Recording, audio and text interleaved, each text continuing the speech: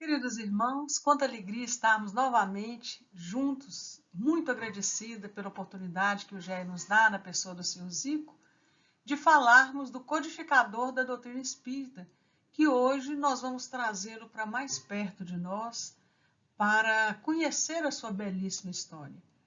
Este espírito nobre, amigo de Jesus de tantos séculos, tão valoroso em sua missão elevada de organizar o ensino dos espíritos superiores, numa tarefa que beneficia e beneficiará a humanidade toda.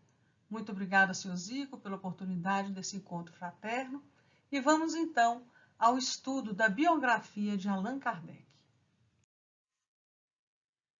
Meus irmãos, todo o tempo nós espíritas ouvimos muito falar de Allan Kardec, mas quem foi Allan Kardec? Então, trazendo à lembrança o codificador, nós vamos fazer uma viagem no século XV, em que nós vamos nos reportar a Jan Hus, nascido em 1369 em Husinec, no Reino da Boêmia, a antiga Tchecoslováquia, foi protestante, pensador e grande reformador. E Hus, um jovem, filho de família simples, de camponeses, que vivia da agricultura, teve uma forte influência maternal, já que sua mãe ensinou que ele deveria preservar a verdade e lutar pelos ideais nobres. E já no século XIV, Jan Hus vai dar sua vida pela verdade, pela justiça e por Jesus.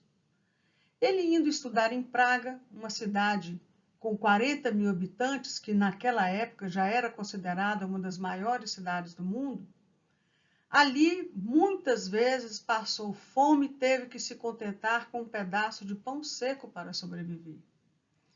Tornou-se cientista, pregador, e aquele menino do campo se desenvolve e passa a ser, então, nada mais, nada menos que o reitor da universidade mais importante da época, a Universidade de Praga, hoje conhecida como Universidade de São Carlos. E Hus, então, ele conheceu Praga como uma cidade cheia de vida, mas também cheia de pecados. E ele se assustou com o fato de o clero não ser muito inocente, vamos dizer assim, e não ser também temente a Deus. E foi percebendo que a moral estava em decadência, porque o clero pregava uma coisa e fazia outra. E ninguém naquela época poderia imaginar que este jovem camponês seria o ator principal de uma reforma. Por volta do ano de 1400, Jan Hus, ele trazia uma mensagem evangélica que procurava, já naquela época, libertar os ensinos do Cristo daquelas amarras burocráticas que os homens estavam querendo impor. E ele, então, se inspirava em John Wycliffe. Ele trazia os manuscritos do reformador Wycliffe, que serviam para ele de inspiração. Ele, Wycliffe, que havia sido tradutor, teólogo e reformador inglês, considerado por muitos autores como o pai espiritual dos russistas e, em última instância, o pai espiritual dos protestantes. Também Wycliffe exortava a verdade, ou seja, a seguir o Cristo na sua maior pureza. E tem uma frase muito interessante, porque John Wycliffe denunciou o papado como traficantes que, por amor ao lucro, comerciavam com a graça de Deus. E depois, havia morrido, e depois de morto, ele foi condenado pelo Concílio de Constança, culpável por heresia em 1414. Sua tumba foi aberta, seus restos exumados e queimados, e suas cinzas foi lançada no rio Swift. Então, John Wycliffe e Jan Hus foram precursores de Martim Lutero. E embora Jan Hus fosse um sacerdote católico do século XV, devido à sua posição contra os desvios do cristianismo da época, ele se desentende com o Papa, justamente por condenar a avidez do clero pelo poder e a avidez do clero pela posse. e ele acreditava que a verdade pura e simples venceria. E ele, então, foi com essa situação de desentendimento, ele foi separado como padre e foi entregue a ele a responsabilidade da prestigiada Capela de Belém, que é essa capela que nós estamos vendo aí. No púlpito da capela, ele utilizava palavras duras e ele se opôs aos pecados daqueles que pregam a água e bebem vinho. E apontou mesmo os defeitos da igreja e os privilégios do clero. E não só isso, mas mencionou o nome dos sacerdotes dominados pela luxúria, e assim ele conseguiu chegar até o povo. E com isso ele começou a fazer grandes inimigos. E o bispo de Praga via naquele jovem o perigo que emanava, porque informantes relatavam as suas pregações e o sucesso das suas pregações. E Jean Hus, então, ele se transformara numa força que não poderia ser subestimada, porque ele tinha um poder de entusiasmar as pessoas de suas ideias. E caso esse jovem viesse a se opor à igreja, ele se tornaria perigoso. E aí, quando veio a venda de indulgências, que chega à Praga, Hus logo se opôs a essa questão das indulgências. E ao ouvir tal notícia contrária a todos os preceitos bíblicos, ele se levanta e ataca o papado de usar sanções espirituais e indulgências para fins pessoais e políticos. Por essa razão, em 1408, os padres e colegas da Universidade de Praga, não contentes, condenaram a Hus e, como resultado, Hus foi proibido de exercer suas funções eclesiásticas em Praga. Dessa forma, ele foi atingido pela arma mais poderosa do Papa, que era o interdito contra Praga, que proibia qualquer assistência religiosa, proibia a comunhão, a confissão e inclusive o badalado sino. E, finalmente, em contra-ataque, Jean Hus ele foi excomungado de Roma e obrigado a deixar Praga porque ele ensinava que o papado não tinha nenhuma autoridade de oferecer a remissão dos pecados através da venda de indulgências. Até que Hus é levado a concílio para ser julgado, e esse concílio durou um ano, mais de um ano. E o pregador contra os pecados, ele foi condenado à fogueira. E ele foi, de cabeça erguida, de encontro à morte, queimado na fogueira da Inquisição. Foi queimado vivo e, segundo os estudos, diz que ele morre cantando o cântico de Davi, quando diz: Jesus, tem misericórdia de mim. E aí, meus irmãos, aos 46 anos, no dia 6 de julho de 1415, o destino daquele jovem é a fogueira na cidade de Constança, Sacro Império Romano Germânico. E aí nós vemos uma imagem da sua estátua, que existe até hoje, porque esse jovem entrou para a história como reformador, mas também lançou a universidade numa crise secular, que seria lembrado para sempre. Agora, é muito interessante, porque o homem que subestimara o poder de fogo do Papa, que havia sido exilado e que foi levado à morte por causa dos seus ideais, esse representante do povo e mártir foi acolhido novamente nos braços da Igreja Católica, vejam só, alguns séculos mais tarde, em 1990, agora recentemente, pelo Papa João Paulo II, que todos nós conhecemos. Então, meus irmãos, aqui nós vemos uma moeda, inclusive, em homenagem ao centenário de morte de Jean Hus, que está no museu, na Galeria de Arte de Washington, que faz parte da coleção. E agora nós vamos dar um salto de alguns séculos e vamos ao século XIX. Do século XIV, chegamos agora no século XIX, onde Chico Xavier, através de sua abençoada psicografia, no livro Doutrina e Escola, recebe uma mensagem do espírito Humberto de Campos, chamada Lembrando Allan Kardec. Essa mensagem ela só foi lida 54 anos depois, justamente porque ela trazia uma revelação. Nós vamos trazer aqui o texto, mas não todo, mas eu aconselharia que todos lessem, porque é um texto belíssimo, apenas trazendo algumas partes, em que conta Humberto de Campos que Jesus, depois de se dirigir aos numerosos missionários da ciência e da filosofia, destinados à renovação do pensamento do mundo no século XIX, o mestre aproximou-se do abnegado Jean Hus e falou generosamente ao campeão da verdade: deponho-te nas mãos a tarefa sublime de levantar corações e consciências. E o antigo campeão da verdade, diz Humberto de Campos, e do bem, se sentia alarmado de santas comoções. E Jesus continuava: confio-te a sublime tarefa de reacender, ou seja, acender de novo, as lâmpadas da esperança no coração da humanidade. O evangelho do amor, diz Jesus, permanece eclipsado no jogo de ambições desmedidas dos homens viciosos.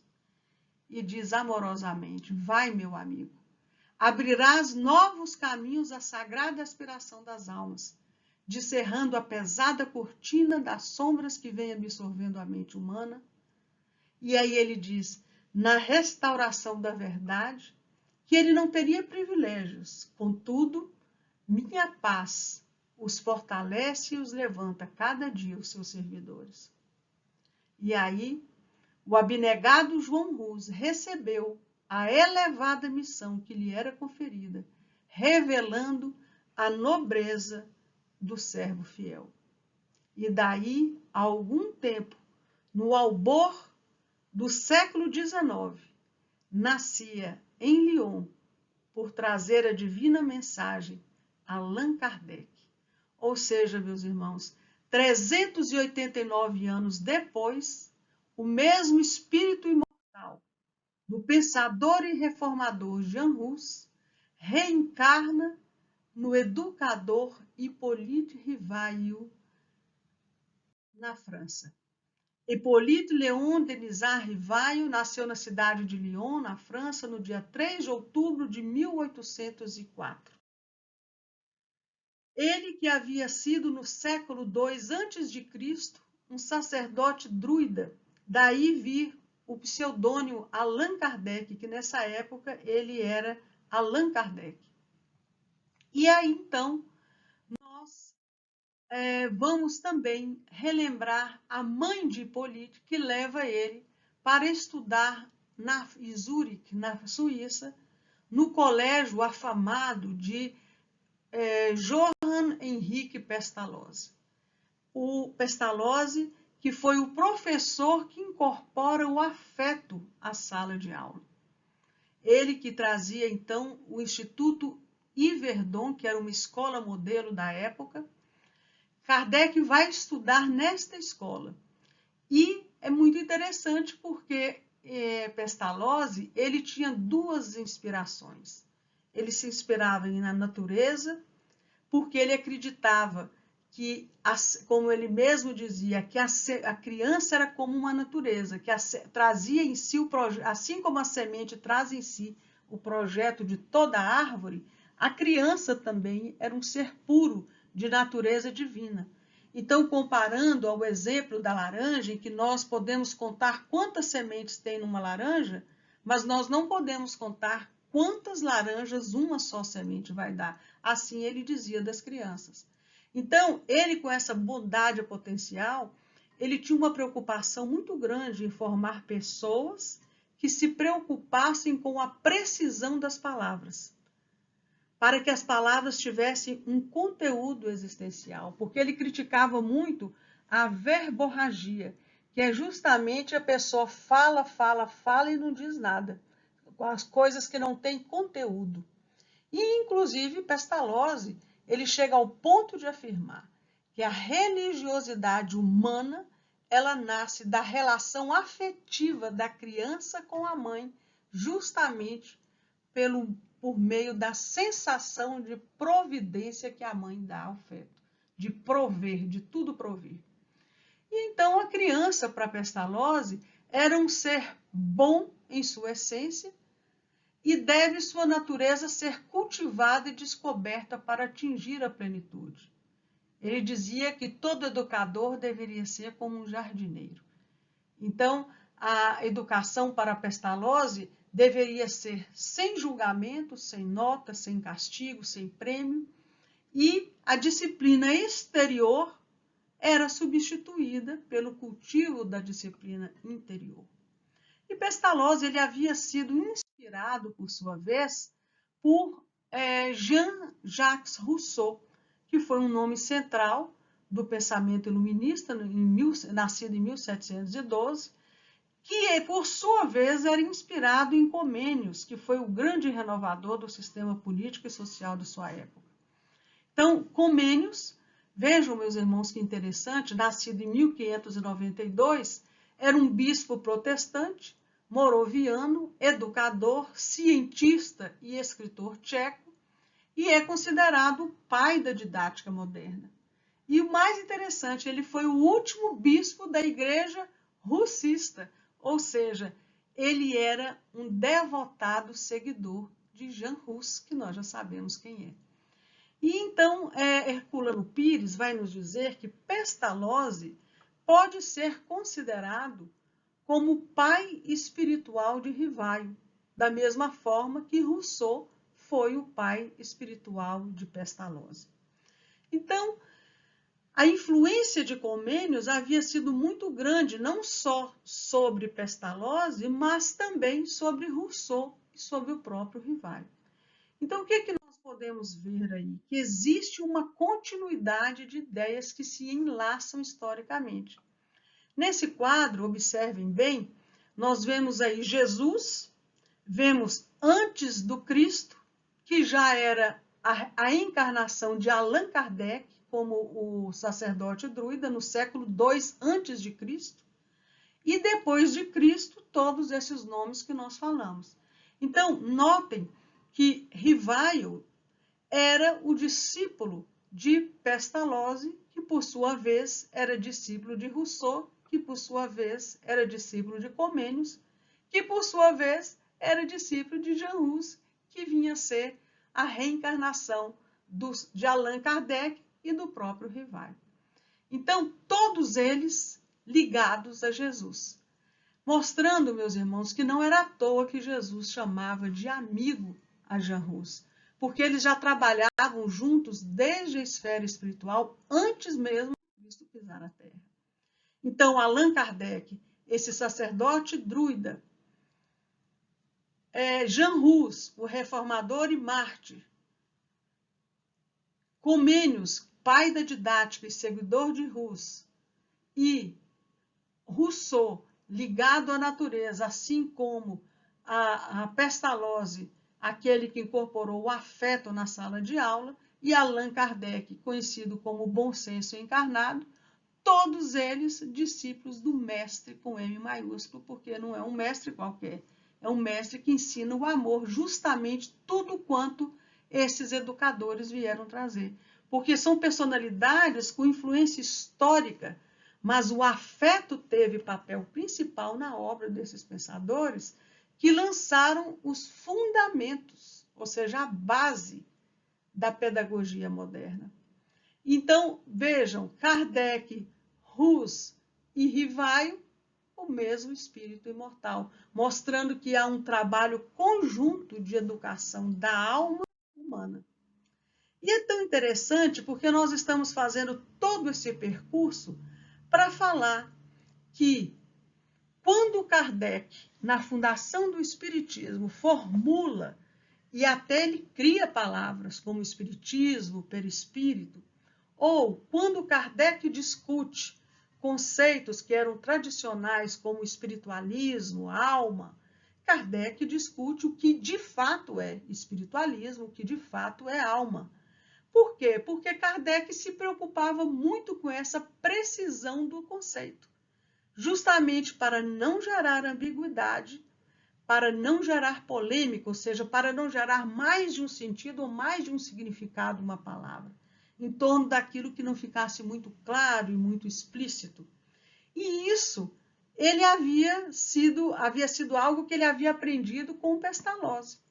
E é muito interessante porque Pestalozzi, que era muito intuitivo, afetivo e emotivo, ele dizia que se sentia, são palavras do próprio Pestalozzi, que ele se sentia como uma voz que clama no deserto, como preparando a vinda de alguém que haveria de aparecer depois dele, porque ele entrevia essa verdade, mas ele não conseguia alcançar essa verdade inteira. E havia sido realmente um rasgo um tanto profético, esta previsão de Pestalozzi. Porque para quem considera Kardec como portador de uma nova descoberta, de uma nova filosofia, foi um rasgo profético de quem estava mesmo preparando o caminho de Kardec. Então, Allan Kardec, o educador, professor e homem de ciências, é ele que veio estruturar o programa de ensino e relembrar as leis divinas que estão escritas em nossa consciência. E aí, aos 18 anos, Rivaio muda-se para a França. Aos 24 anos, ele escreve um plano de melhoria da educação na França, com ideias muito avançadas para a sua época. E aos 25, ele já praticava o magistério e preparava uma série de livros pedagógicos. Em 1826 a 1834, na Rue de Sèvres, onde ele fundou o Instituto Técnico Rivaio, essa é uma imagem agora moderna, mas era aí, que era modelado no recém-extinto Instituto de Yverdon, em que Rivaio dedicou sua vida à educação.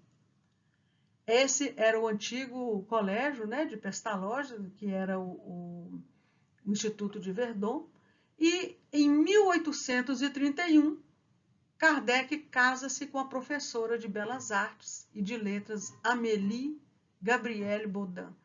Ela que havia sido o esteio, o braço direito de Kardec.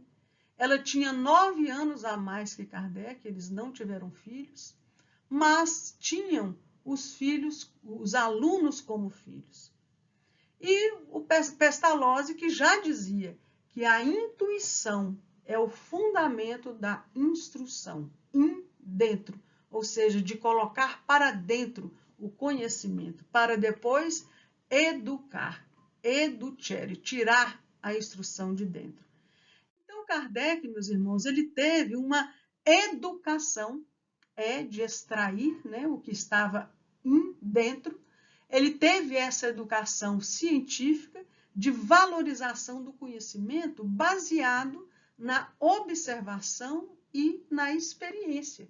E essa valorização científica foi importante para a formação de um espírito arguto, observador e perspicaz, que se interessava pelos fenômenos naturais, sociais e políticos, como o de Kardec.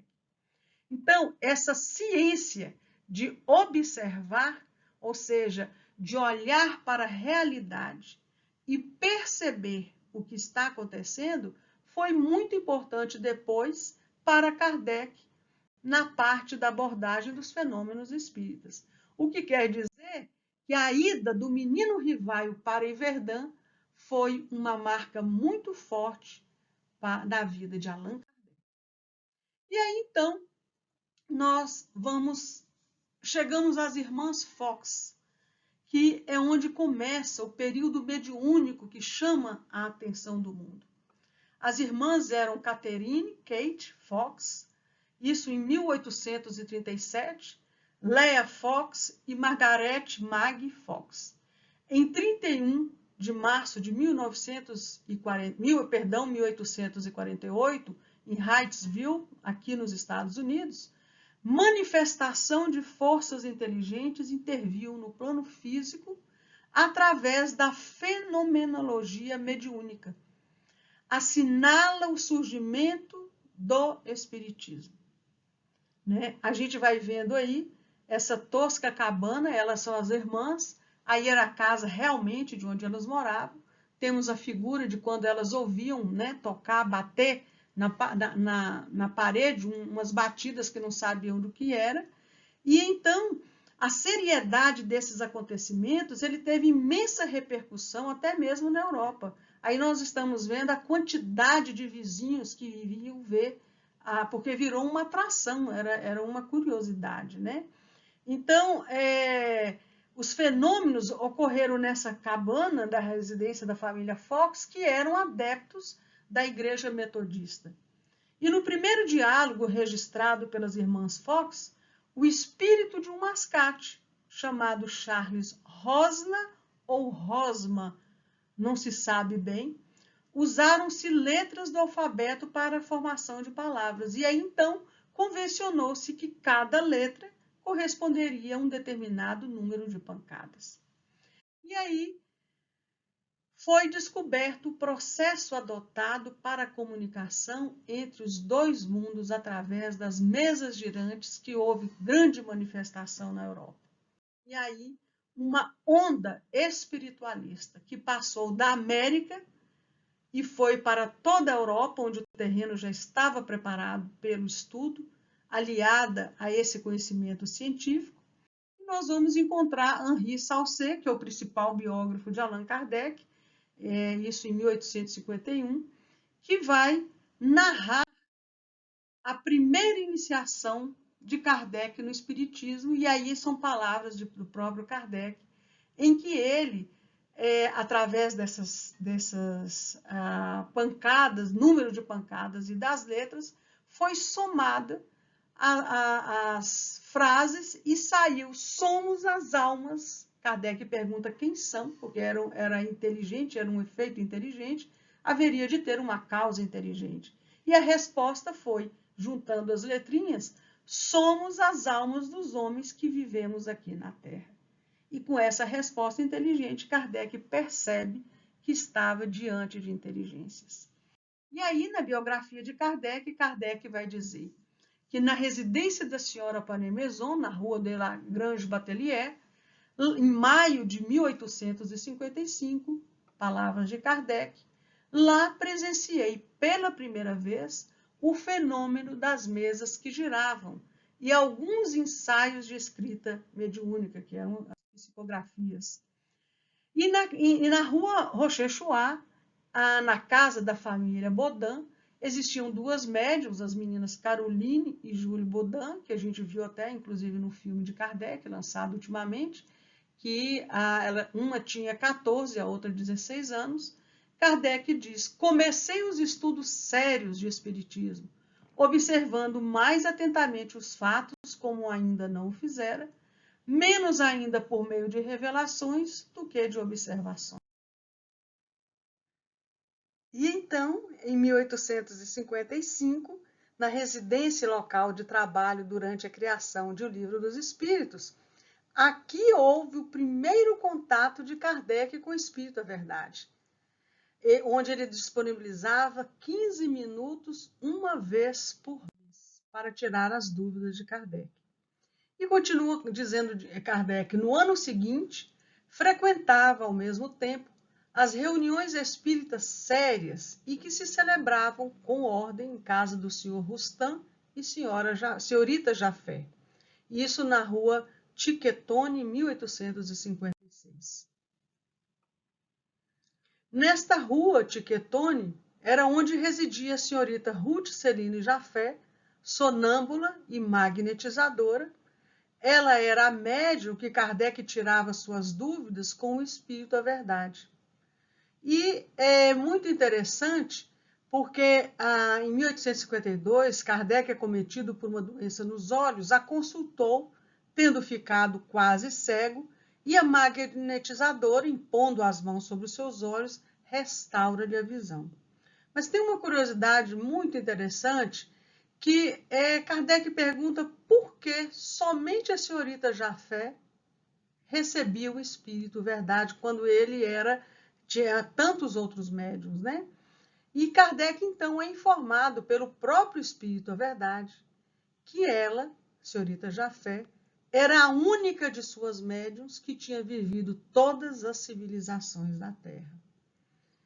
E então, para que nós tenhamos uma ideia também, a senhorita Jafé é uma das encarnações do nosso querido Chico Xavier.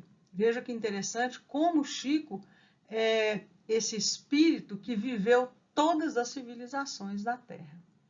Então, meus irmãos, Kardec continua dizendo que o Livro dos Espíritos nasceu da comparação e da fusão de todas as respostas dadas pelos espíritos, coordenadas, classificadas e muitas vezes retocadas no silêncio da meditação, foi que elaborei a primeira edição do Livro dos Espíritos,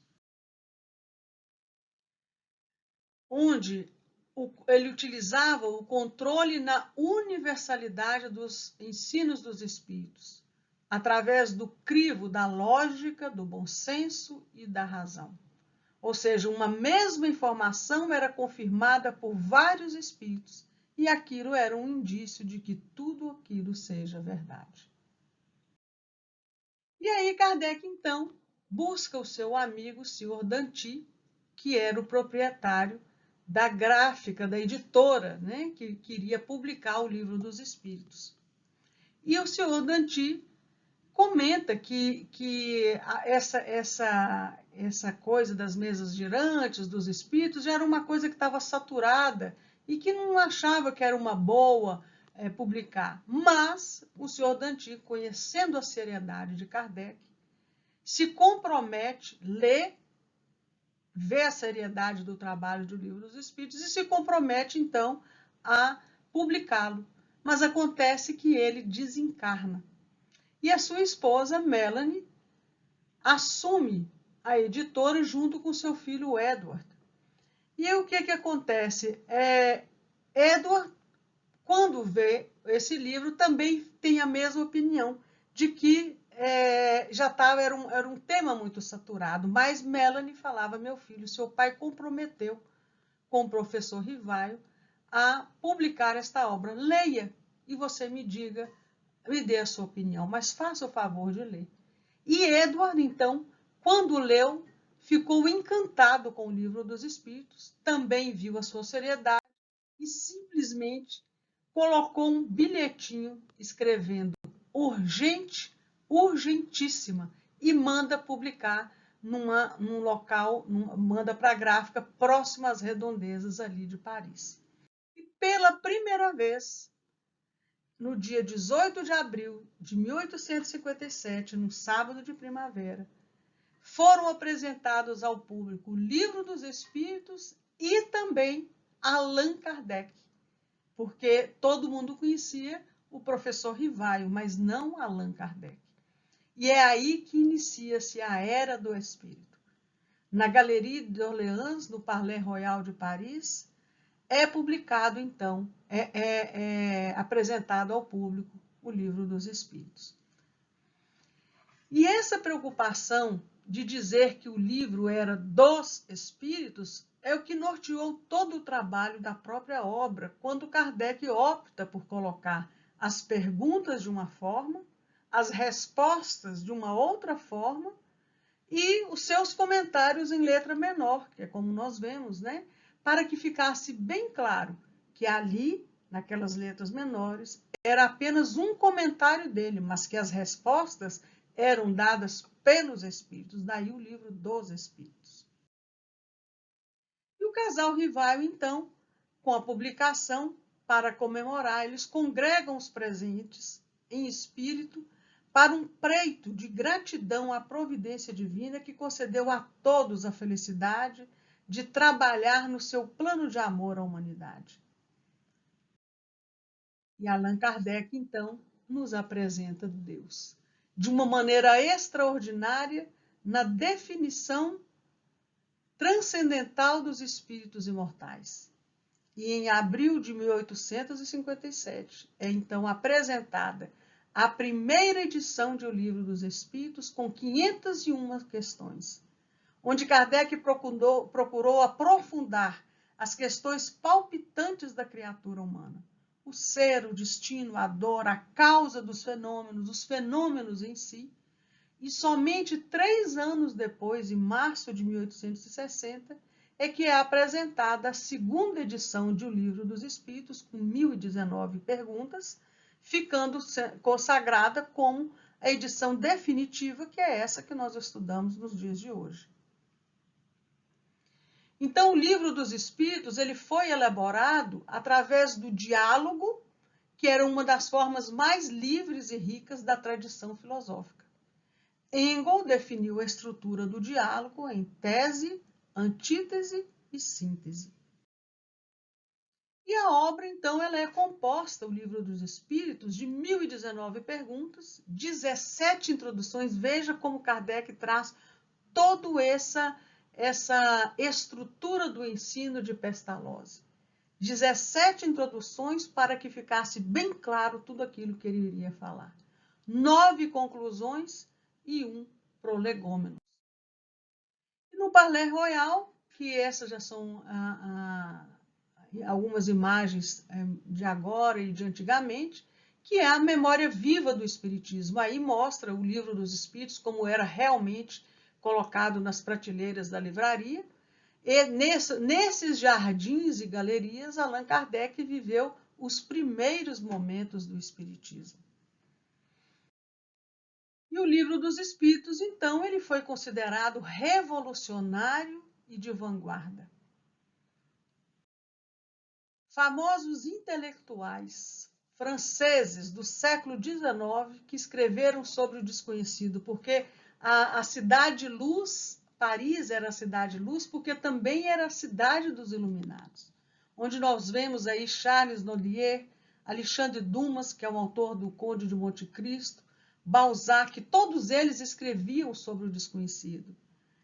Victorien Sardon, que era um médium da Sociedade Parisiense de Estudos Espíritas, Madame Gerardin, que é ela que escreve no Evangelho segundo o Espiritismo aquela mensagem, a desgraça real, né, no capítulo 4, item 24, bem-aventurados os aflitos, e também George Sand, que foi um dramaturgo, amigo de Allan Kardec, que escreve o primeiro romance espírita traduzido no Brasil por Wallace Leal, chamado Ignorado Amor.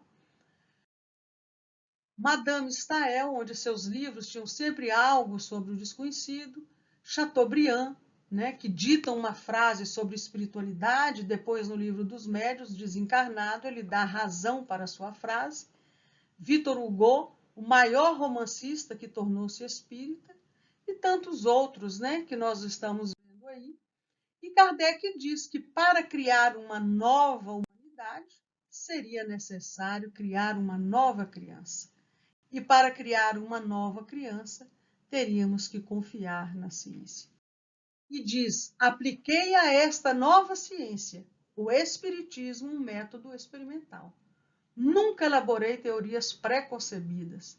Observava cuidadosamente, comparava, deduzia consequências, dos efeitos procurava remontar as causas, não admitindo por válida uma explicação, senão quando resolvia todas as dificuldades da questão, por dedução e pelo encadeamento dos fatos.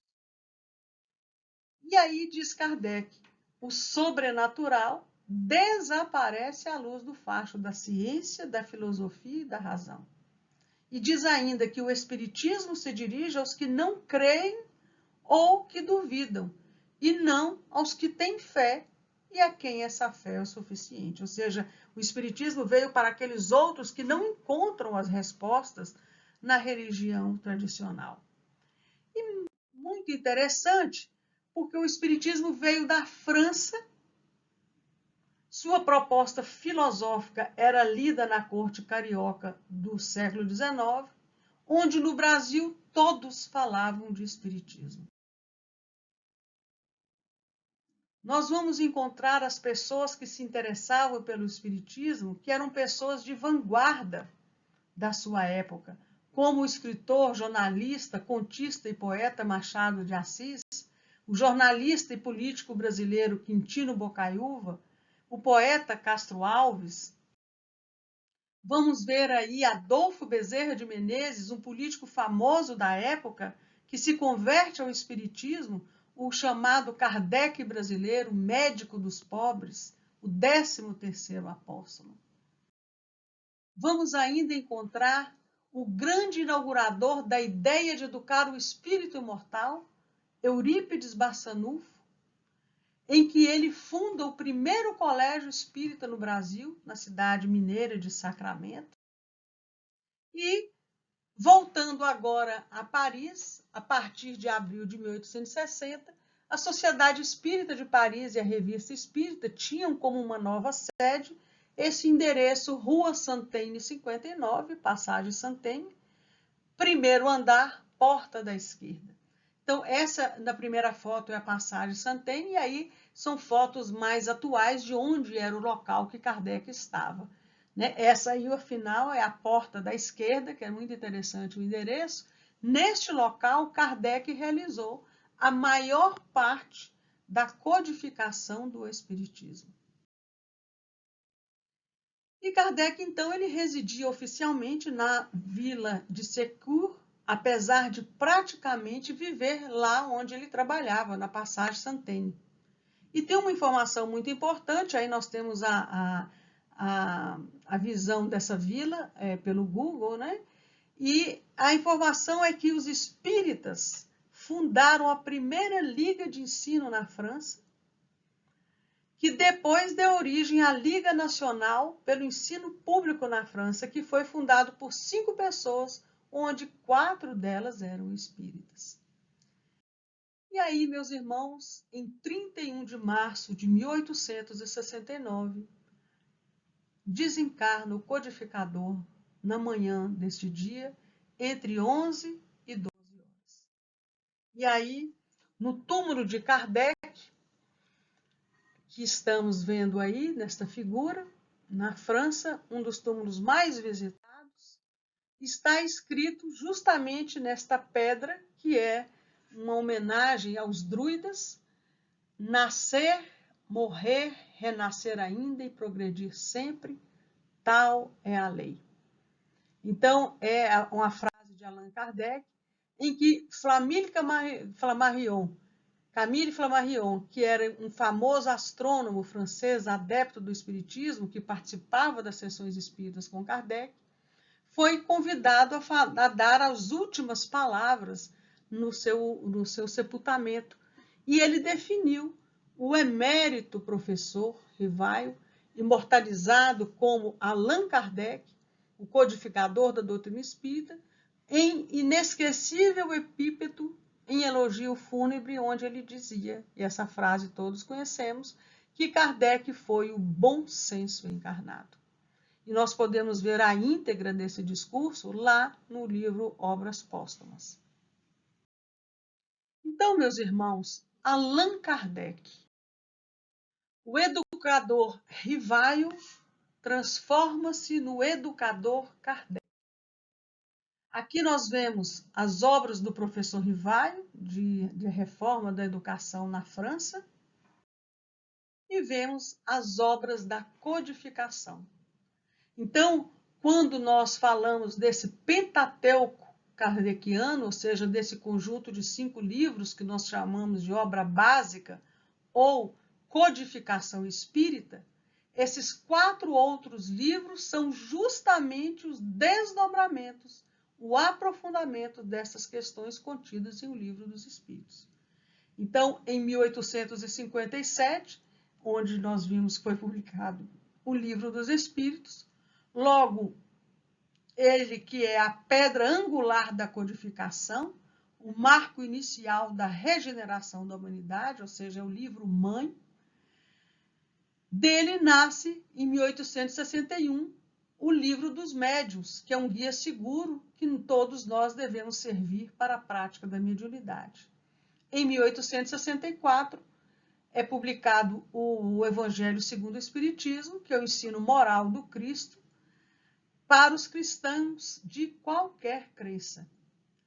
E também, em 1865, o livro Céu e Inferno, que é a justiça divina à luz da doutrina espírita, dividido em duas partes. Uma parte teórica, que é o exame comparado que Kardec faz das doutrinas religiosas sobre o após a morte, e a segunda parte, que é uma parte prática, que ele traz os depoimentos dos diversos espíritos acerca do estado da alma durante e após a desencarnação. E, por fim, a Gênese, que foi publicado, embora tenha sido o primeiro livro, mas só foi publicado no final, em 1868, que fala da criação divina, é uma oportunidade excepcional de imersão em grandes temas de interesse universal, abordados de uma forma lógica, racional e reveladora em 3 partes. A primeira, na formação dos mundos e da criação dos seres, animados e inanimados, os milagres de Jesus, como e por que podem haver previsões de coisas futuras, pressentimentos e coisas afins. Então, meus irmãos, chegando já no final, do aqui para o infinito, como o professor Rivaio, se antes ele propunha uma educação das crianças para o aqui e agora na Terra, como Allan Kardec, ele propõe uma educação do espírito para o aqui e para o além, para o agora e para o infinito, como um projeto de permanente evolução da humanidade. Então, meus irmãos, a missão do Espiritismo é a reforma moral da humanidade. E Kardec foi um educador que fundou e codificou a doutrina dos Espíritos. Organizou esse sistema de ideias que ele chamou de Espiritismo. E tem um cunho eminentemente pedagógico essa filosofia, exatamente porque Kardec era um educador. E agora nós abrimos, já encerrando, um parêntese, porque Kardec, ele fez tudo isso com o apoio dos espíritos, sim, mas ele teve um grande apoio em sua existência. Ele teve um apoio incondicional de um outro espírito tão elevado quanto ele, que estava encarnado, que é de sua esposa, Amélie Gabrielle Boudet. Sua esposa, em que estavam encarnados 2 espíritos da Pleiade, professor Rivaio, Allan Kardec, e Amélie Gabrielle Boudet. A doce Gabi, como ele mesmo a chamava. Então, quando nós falamos de Kardec, mas também falamos de Amélie Gabrielle Boudet, cujo corpo se encontra também sepultado no mesmo túmulo do lado de Allan Kardec, porque ela era o lado de Allan Kardec, ela era o suporte, o apoio, a base, a companheira, a ajudante, disposta a animá-lo quando necessário. Então, ela foi aqui também um dos espíritos da codificação. E assim, meus irmãos, nós encerramos esse belíssimo estudo, muito agradecidos à espiritualidade, agradecidos a Allan Kardec, por esse trabalho que hoje nós temos assim apenas uma pincelada do que foi o trabalho desse espírito fiel a Jesus no libertar, no desalgemar de nossas consciências. E assim nós encerramos o nosso estudo, agradecendo mais uma vez ao seu Zico, a todos vocês por nos ouvirem e agradecendo a espiritualidade pelo carinho que tem tido conosco em tantas situações de nossa existência. Muito obrigada a todos.